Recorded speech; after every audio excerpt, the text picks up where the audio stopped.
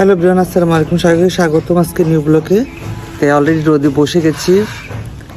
দেখো আজকে কী করতেছি তুমি দেখো, আমার সাথে শেয়ার করি। তো সবাই কেমন আছো? আজকে নতুন ব্লগে সবাইকে স্বাগতম।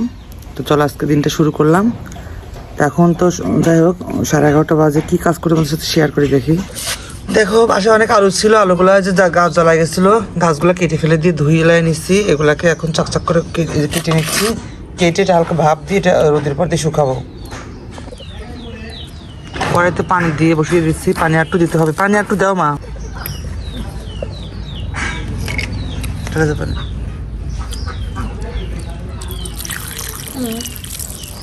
হ্যাঁ, এদিকে দুপুর রান্নার জন্য একটু ভাত দেবো আজকে। লাউর পাতা ফার্স্ট টাইম পারবো। লিমনদের গাছের লাউ এই যে ধরছে, একটা চেংড়ি মেংড়ি একটা লাউ ধরেছে। এই যে দেখো, দেখাই তোমাদেরকে। এই যে একদমই ছোট। আর ওখানে যেটা ছিল একটা পচে গেছে, ওখানে একটা ছিল, ওখানে যেগুলো ছিল সব পচে গেছে। তো এইটা ওই একটু বড় হোক দেখি, খাওয়া যেতে যায়। তো করে পাতা নেবো আজকে, দেখি পাতা ভর্তা করবো আজকে। ভর্তা খেতে ইচ্ছা করতেছে, এখান থেকে নেই, যেখান থেকে পাতা নেই। আর এগুলো ওটা দিই। বিসমিল্লাহ।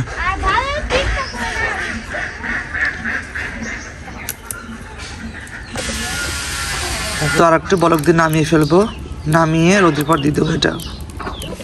আর লাল পাতা এগারোটা নিয়ে আসছি, 4-5টা। এটা ধুয়ে সব পরিষ্কার করে রাখছি, আঁশ সারা পরিষ্কার করে রাখছি। এটাকে ধুয়ে ভাতের মধ্যে দেবো।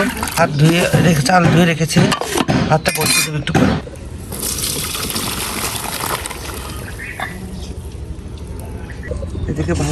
এদিকে ভাতটা বসিয়ে দিলাম।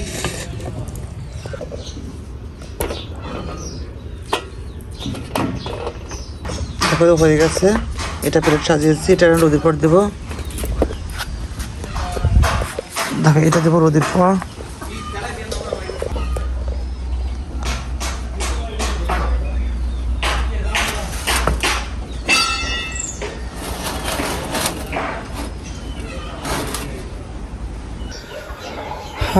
মাত্র গোসল করে আসলাম, এদিকে রান্না হয়ে গেছে। চলো দেখো আমাদের ভর্তা। ওমা কারেন্ট নাই, কারেন্ট নাই। দেখো তো ভাত হয়ে গেছে। এই যে ভর্তা বের করবো। লাউয়ের পাতা ভর্তা দিয়েছিলাম, লাউ শাক।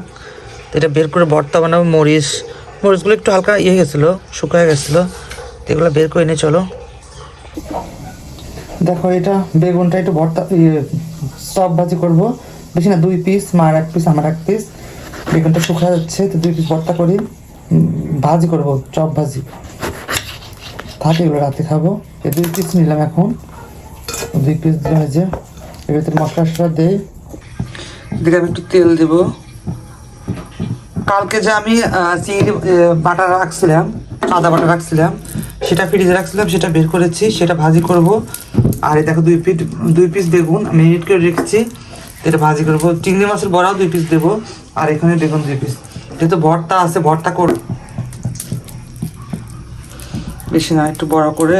দেখো বড় করে যেভাবে 2 পিস দেবো। আর রাতে খাবো আবার বেগুনের 2 পিস, সাদা গাছের 2 পিস থাক।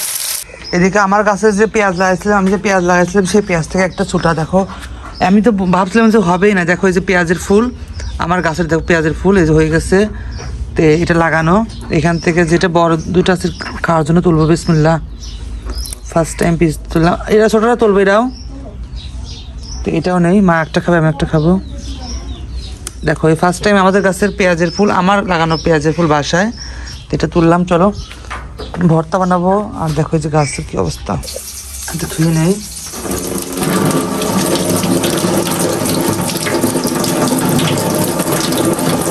নিজের হাতে লাগানো নিজের গাছেরটা খাওয়ার স্বাদই আলাদা।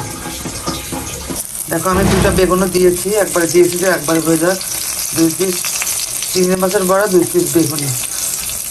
তো আরও সব খাবার আছে, তাই হোক।